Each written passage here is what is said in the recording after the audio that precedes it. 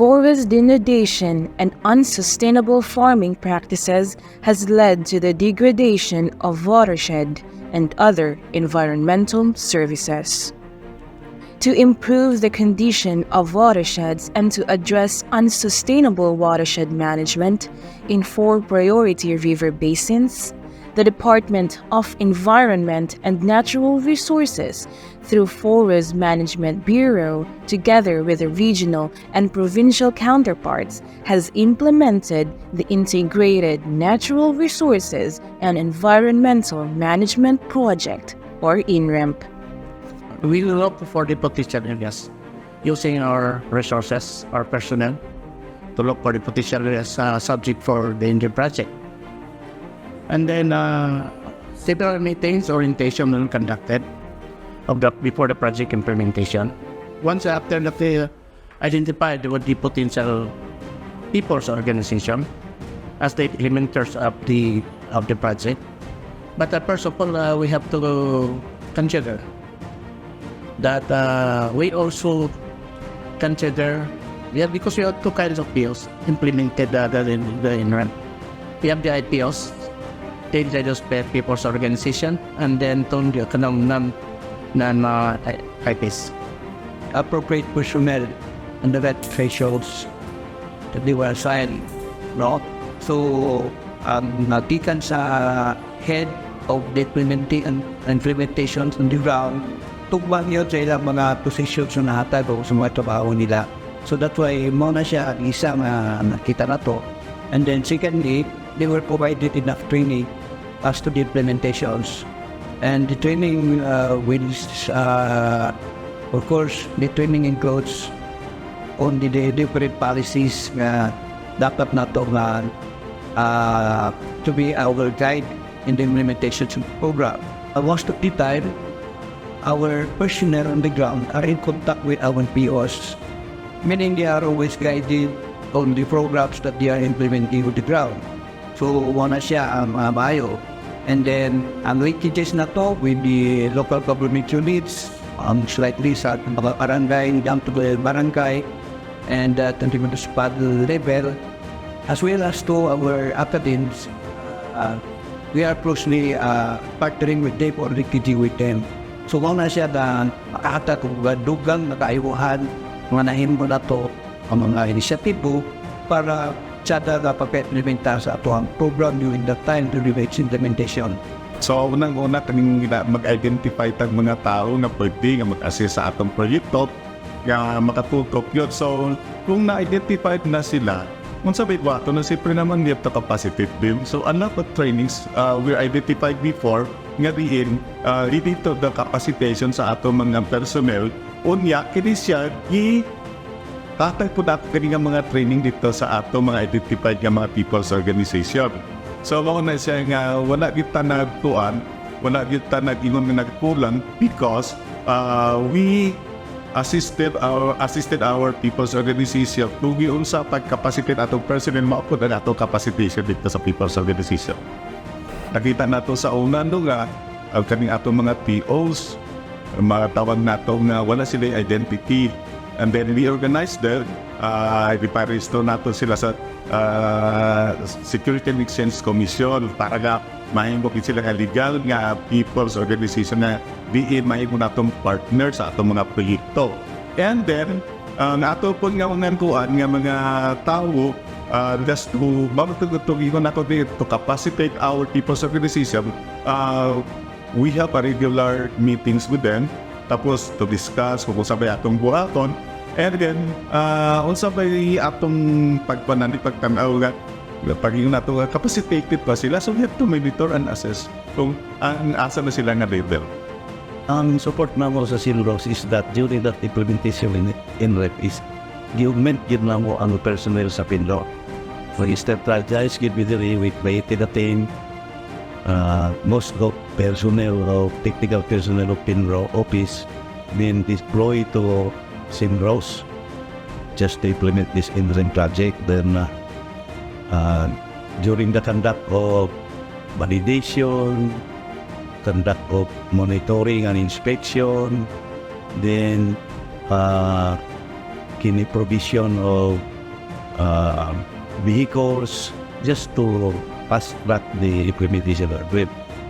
While nga gabalidit po, doon na po tayo support services ng ipigaynon in preparation of the billing documents para immediate payment of their accomplishment. Una is nakikalain mi sa local government unit, sa mga munisipyo sa Damolo o ang mga barangay officials dito sa barangay Mikawayan. And after that, among meeting, meeting sa mga katawan dito para ang atong mga katawan mo po o maghimo grupo gitawag po People's Organization. Ang busani nga assistant is national training program, din naglangkop kini sa pagpananom sa kining mga kahoy nga adunay pili na nila ma-harvest kining sama sa pagkataw o kining pagprotekta sa atong kalasangan o mga kasapaan din kini siya itanom sa bangilid o katong mga rolling areas na dito na kini siya magamit alang sa ilang mga lagotumon. So kini siya dilit na siya pidi putlog.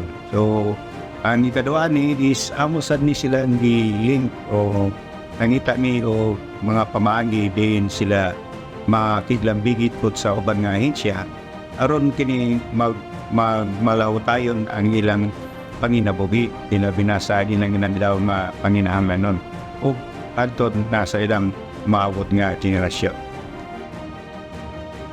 Before INREMP, dato gyapon sa one commodity raman mais ang kadaghanan, so nagsalig lang yun sa income every twice a year lang nga nagko niya. Ang nagrevolve pod ang mga trabaho, nagrevolve sa inadlaw sa pagtrabaho sa mais. Several interventions were put into action to support poverty reduction, watershed management, biodiversity conservation, and climate change policy objectives with emphasis on developing the capacities of the local government, institutions, and upland communities as development partners. Significant players of this project include the DENR as its executing agency, the Forest Management Bureau as the National Project Coordinating Office, the regional offices including its PENROS and CENROS as the Regional Project Coordinating Office, and the Department of Finance and the Department of Agriculture as implementing agencies.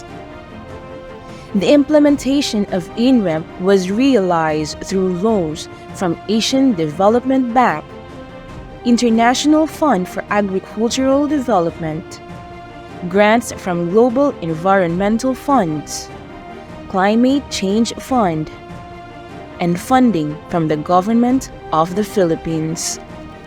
With a vision to increase institutional investments and enhance UBRB productivity in forestry, agriculture, and rural sectors, DENR introduced 3 sub-projects under INREMP during its implementation from 2015 to 2021, namely Natural Resources Management, Livelihood Enhancement Support, and Rural Infrastructure. By 2018, 91 people's organizations were engaged within the 6 watersheds with a total of 36,932 and 76 hectares of 6 sub-project investments.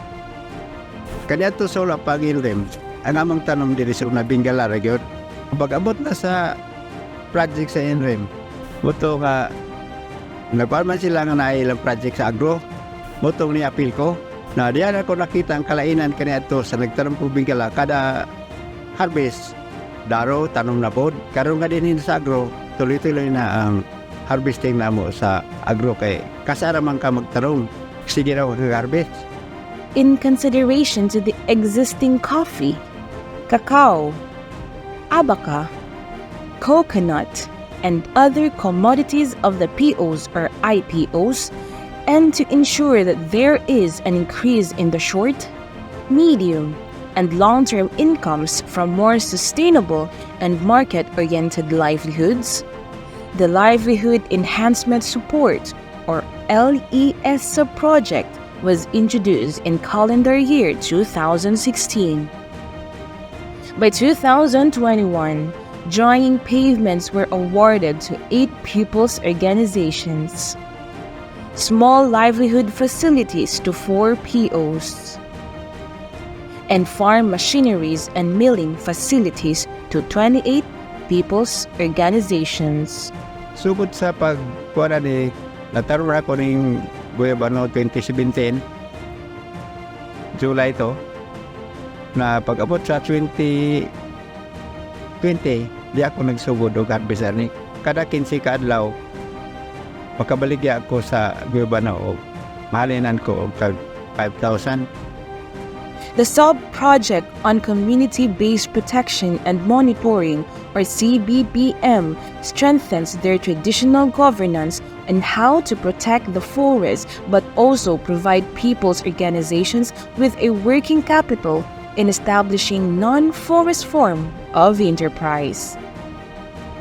By 2020, 16,118 hectares were awarded to 9 indigenous peoples' organizations. INREMP recognizes that aside from granting partner peoples' organizations with livelihood opportunities and investments, sustainability is a vital element that can only be attained when they are equipped with effective management capabilities and governance mechanisms. Beneficiaries were able to strengthen their technical, financial, and organizational capacities through numerous learning events facilitated not only by INREMP but other government agencies such as the local government units, Department of Trade and Industries, and the Department of Agriculture, among others. Within the whole UBRB, 17,247 beneficiaries were capacitated on land use planning, financial bookkeeping, nursery and plantation establishment, and other on-site and off-site capacitation.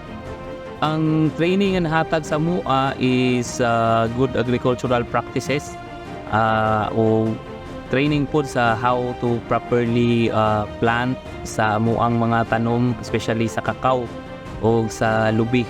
O napod mi dayon integrated pest management. After nearly 9 years of implementation, many of the beneficiaries have experienced significant positive changes in their lives through this project. Sa diha na ang INREMP project, dako na kayo siya og kalahian tungod kay ang mga beneficiary o dunay mga area nga mga potential nga gitanuman nato aning mga accommodation nga gikan sa programa sa INREMP.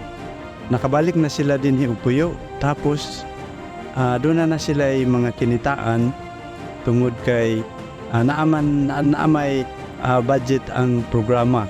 Karon is diversified na ang among farm. So naanay income ang kakao. Wa gyud nawala ang mais, naga po ng mais. Pero kana siya nihatag siya og daghang trabaho sa amuang mga farmers kay naa na may ga-harvest, naa na po'y gabaligya. Women also contributed to the implementation of the project.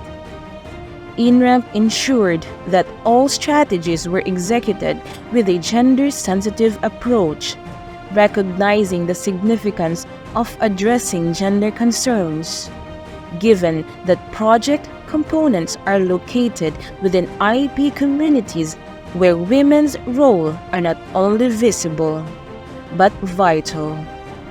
With the remarkable benefits bestowed by the project, PO beneficiaries passionately pledge to not only sustain but elevate their achievements, aiming to enhance their quality of life while steadfastly safeguarding the environment for their benefit and the generations after them.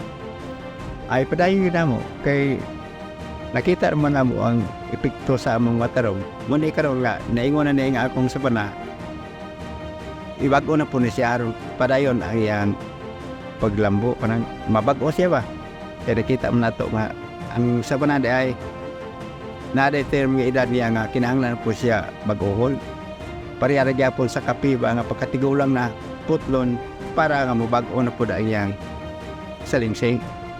Mag-farm visit me sa kada beneficiary to mao ginay number 1 gid nga among gibuhat. Kung wala siya kasabot sa iyang project niya, amo siyang bisitahan. Ang POBs pa padayon na ang among timan sa among mga umade, dugang pa nga mga initam po ang mga sa mga